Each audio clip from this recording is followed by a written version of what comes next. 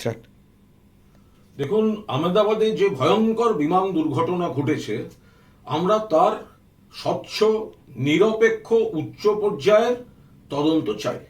কারণ প্রথমেই বলে রাখা ভালো যে এই পাখির ধাক্কায় হয়েছে, প্রথম থেকেই তদন্তের আগে এটা যেন চাপিয়ে দেওয়া না হয়।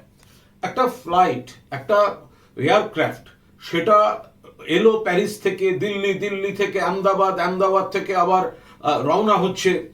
এর ভেতরে মেনটেনেন্স সব ঠিকঠাক ছিল তো? একাধিক অভিযোগ আসছে তার নানা সিস্টেম কাজ করছে না।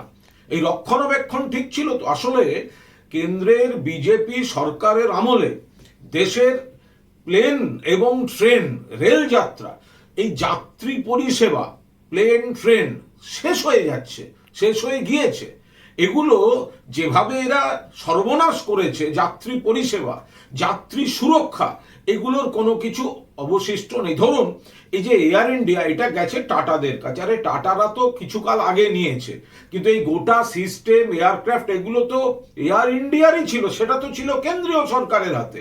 ফলে রাতারাতি এটা টাটাদের নিয়েছে বা অন্য কোনো গোষ্ঠী নিয়েছে, কখনো পাখির ধাক্কা লেগেছে, ঠিকঠাক পরীক্ষা হয়েছিল? অন্য কোনো যান্ত্রিক ত্রুটি ছিল না তো? দক্ষ পাইলটরা এবং একটা আধুনিক প্লেন এমনি এমনি এইভাবে ভেঙে পড়ে গেল? এর একেবারে উচ্চ পর্যায়ের নিরপেক্ষ বিশেষজ্ঞ দিয়ে এদের তদন্ত প্রয়োজন।